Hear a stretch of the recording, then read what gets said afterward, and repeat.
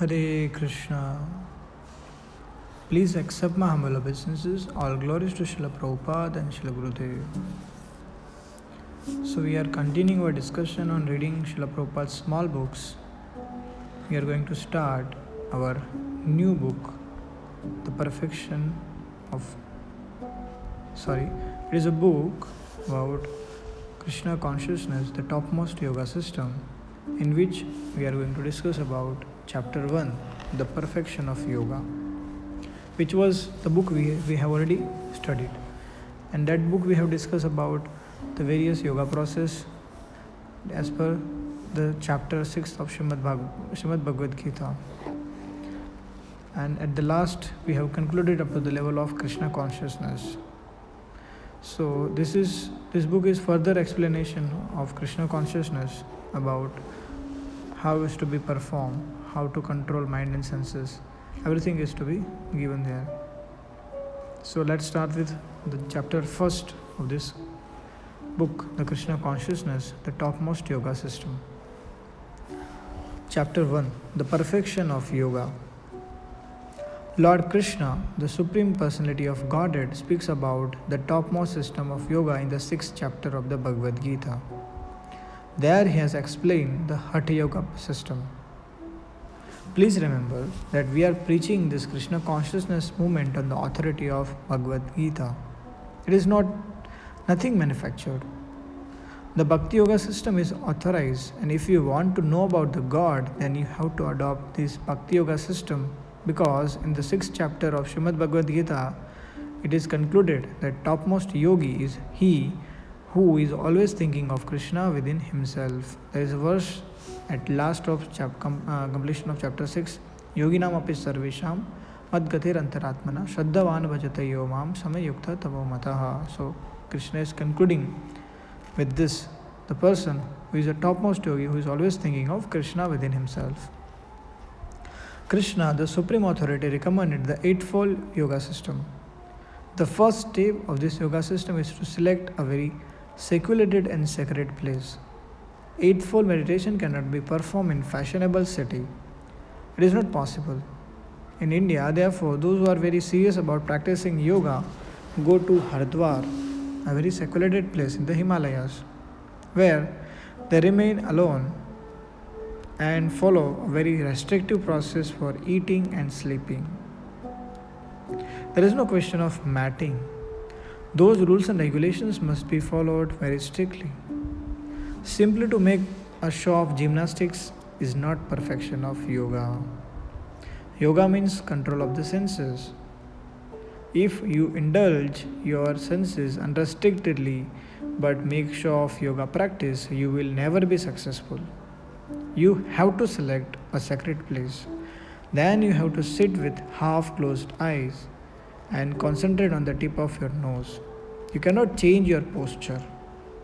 There are many rules and regulations which cannot possibly follow at the present. Even 5,000 years ago, when circumstances in the world are different, this yoga system was not practicable.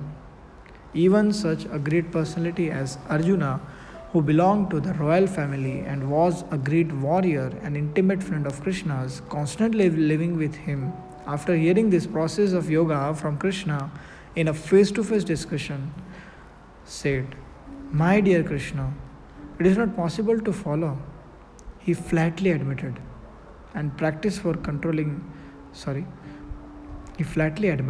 "For me, there's rules and regulation for practice for controlling the mind are not possible." We have to think then 5,000 years ago, a personality like Arjuna expressed his inability to practice this Eightfold Yoga system. So how can we follow it now? In this age, people are very short-lived. In India, the average duration of life is 35 years.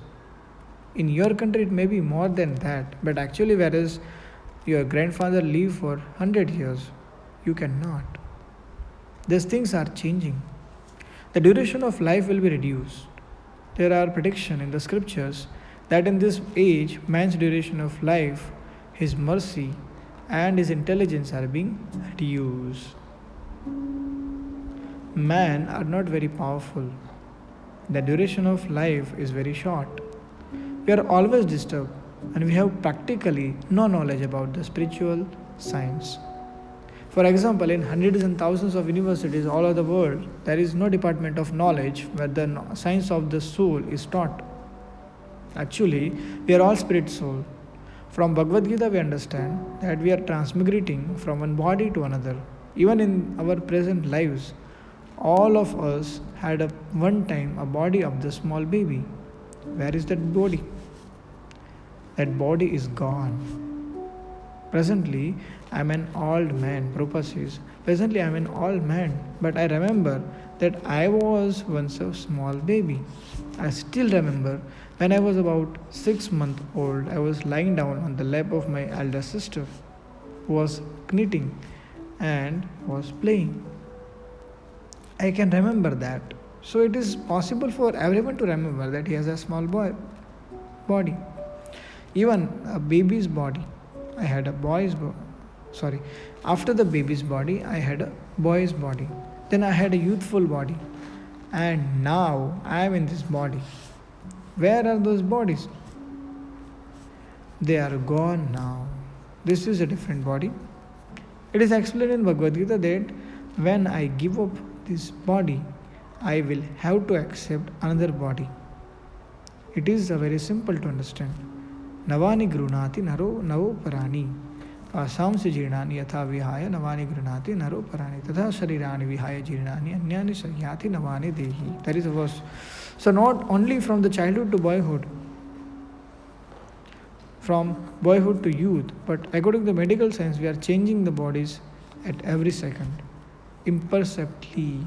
This process indicates that the soul is permanent. Although I have changed many bodies, I remember my baby body, my childhood body.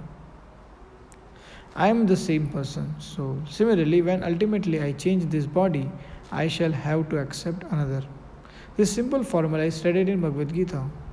Everyone can reflect on it, and there must be scientific research done in this area.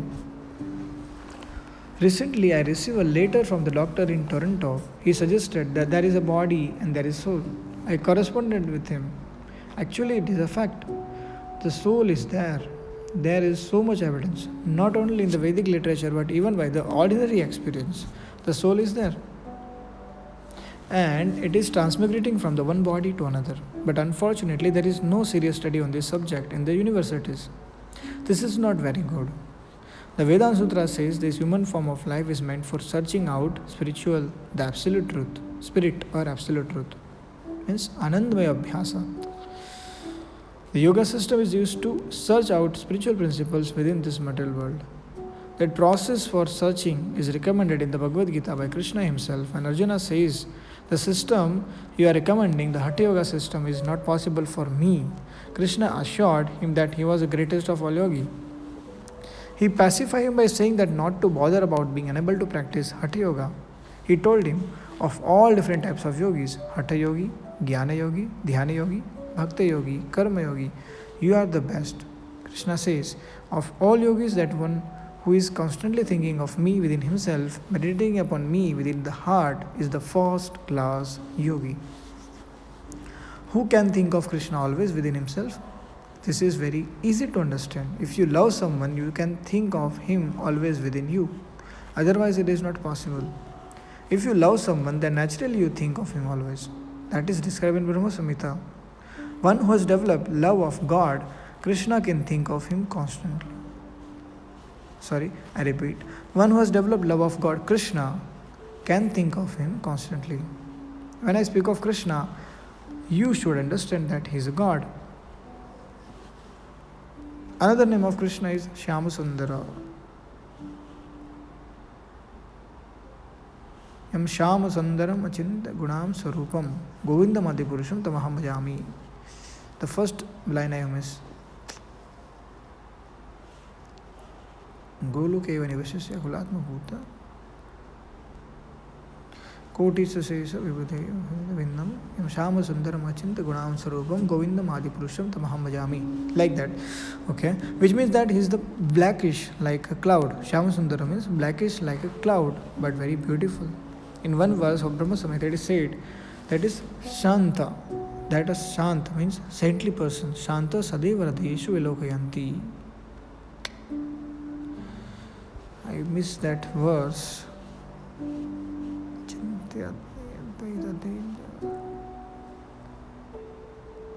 Shanta Sadeva Radeshu Vilokayanti Yam Shama Sundaram Achinta Gunan Sarupam Govinda Mati Purusham Tamaham Bhajami. First line name is okay. So sorry, please excuse me. Krishna think of Lord constant within is actually one comes to the point of samadhi. Actually, sorry, I repeat. Actually, when one comes to the point of samadhi in the yoga system, he thinks without cessation of Vishnu, form of Lord within the heart. That is the stage of Paramatma. He is absorbed in that thought. Krishna, Syamasundar is the original Vishnu. That is stated in Bhagavad Gita. Krishna includes Brahma, Vishnu, Shiva and everyone else. According to the Vedic scripture, he explained first as Baldev. Baldev explained as Sankarsana. Sankarsana explained as Narayana. Narayana explained as Mahavishnu, Garbhodaya Vishnu and Sharudaksha Vishnu. These are the Vedic statements. We can understand that Krishna is the original Vishnu, Shyama Sundar. This is the perfect system. And anyone who is thinking of Krishna always within himself is a first-class yogi. If you want perfection in yoga, don't be satisfied only by practicing codes. You have to go further actually. You have to go further. Actually, the perfection of yoga is reached when you are in samadhi. Always thinking of Vishnu form of the Lord within your heart without being disturbed. Therefore, yogi go to the secluded place and by controlling all senses and the mind and concentrating everything on the form of Vishnu, they reach samadhi. That is called perfection of yoga. Actually, this yoga system is very, very difficult.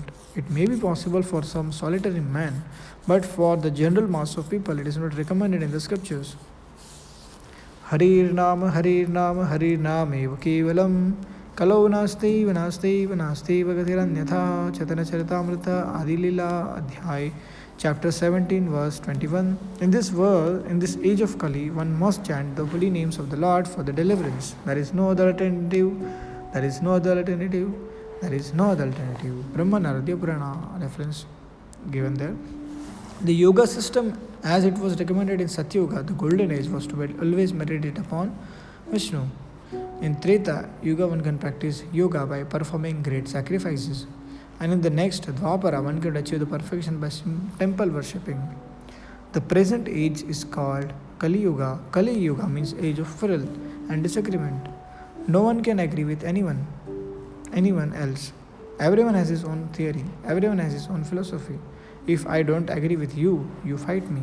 This is a symptom of Kali. The only method recommended in this Kali age is chanting of the holy name. Simply by chanting the holy name of the God, one can attain the perfect self-realization which has attained by yoga system. In the Satyuga, by performances of great sacrifices in Treta Yuga, and by large-scale temple worship in the Dwapar Yuga. That perfection can be attained by a simple method of Hari Kirtana. Hari means supreme personality of God and Kirtana means to glorify. This method is recommended in scripture and it was given to us by Chaitanya Mahaprabhu 500 years ago. He appeared in the town which is known as Navadvipa. It is about 60 miles north of Calcutta. People still go there. We have a temple center there. It is also a sacred place of pilgrimage. Chaitanya Mahaprabhu appeared there. He started this mass Sankirtan movement which is conducted without discrimination. He predicted that this Sankirtana movement would spread all over the world and that the Hare Krishna mantra would be chanted in each and every village town on the surface of the globe. In persons of the order of Lord Chaitanya Mahaprabhu following in his footsteps, we are trying to introduce the Sankirtana movement, chanting Hare Krishna, and it is proving very successful every day. It is proving very successful everywhere. I am preaching especially in foreign countries all over Europe, America, Japan, Canada, Malaysia, etc. I have introduced the Sankirtana movement and now we have center around the world. All 80 centers are being received with great enthusiasm. I have not imported these boys and girls from India, but they are taking this movement very seriously because it appeals to the soul directly. But uh, we have different stages of life: the bodily concept of life, the mental concept of life, the intellectual concept of life, and the spiritual concept of life. Actually, we are concerned with the spiritual concept. Those who are allured by the bodily concept are no better than the cats and dogs. If we accept that I am this body, then we are not better than the cats and dogs because their concept of life is like that. You must understand that I am not this body. As Krishna wanted to impress upon Arjuna in the beginning of his teaching of Bhagavad Gita, first of all, try to understand what you are. Why are you lamenting in the bodily concept of life? You have to fight. Certainly, you have to fight with your brother-in-law, nephews, and you are lamenting. But first of all, understand whether you are body or not. That is the beginning of Bhagavad Gita. Krishna tried to make Arjuna understand that he was not his body. This instruction was not for Arjuna exclusively, but for everyone. First of all, we have to learn that I am not this body, that I am spirit soul. That is Vedic instruction. As soon as you come to this point of being firmly convinced that you are not this body, that is called Brahma Bhuta, the stage of Brahman realization. That is knowledge, real knowledge. Advancement of knowledge for eating, sleeping, and mating is an animal knowledge. A dog also knows how to eat, how to sleep, how to mate, and how to defend. If our education extends to only these points, the dog is eating according to his nature, and we are also eating, but nice place with nicely cooked food on the nice table. That is not advancement. The principle is still eating. Similarly, you may sleep in a very nice apartment in the 6-story building or in the 122-story building, and dog may lies in the street, but when he sleeps and when you sleep, there is no difference. You cannot know whether you are sleeping in a skyscraper on the ground or on the ground because you are dreaming something which has taken you from the bed. You have forgotten that your body is lying there on the bed and you are flying in the air, dreaming. Therefore, to improve, the sleeping method is not the advancement of civilization. Similarly, dog has no social custom for mating. Whenever there is a she-dog, he mates on the street. You may mate very silently in a sacred place, although now people are learning how to mate like dogs. But the mating is there. The same principle applies to defending. A dog has teeth and nail with which he can defend himself, and you have atom bombs, but the purpose is defending. That's all. Therefore, scripture says that human life is not meant for only this 4 principles of life, bodily demands. There is another thing. Human beings should be inquisitive to learn what is absolute truth. That education is lacking. According to the Vedic civilization, a Brahmana is a learned man and or one who knows spirit. In India, one who knows the spirit, Brahma Janati iti Brahmana. In India, Brahmanas are addressed as learned men, Panditji. But in fact, they cannot be Brahmanas by birth. They are expected to know what is spirit. By birth, everyone is Shudra. Janmana Jayate Shudraha, the 4th class man, but he may be reformed by the purificatory process. Sanskarat Bhavata Dvija. One undergoes those all processes and at last comes the spiritual master who gives him the sacred thread as recognition of his second birth. One birth is by your father and mother, and another birth is by the spiritual master and the Vedic knowledge. That is called second birth. At that time, the candidate is given a chance to study and understand what is Veda. By studying all the Vedas very nicely, he actually realizes what is spirit and what is his relationship with God. And then he becomes Brahmana. Above that situation of impersonal Brahman understanding, he comes to the platform of understanding Lord Vishnu. the same personality of the Supreme Personality of Godhead, then he becomes Vaishnava. This is the perfectional process. So it is very nice chapter. It is a class given by Srila Prabhupada about the yoga. Continuation of our previous discussion, and further we will discuss other points in our next discussion.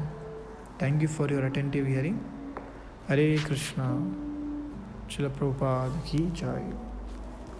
Koti Vaishnava ki jai. Tai Gaur Premanande Hari Hari Bo.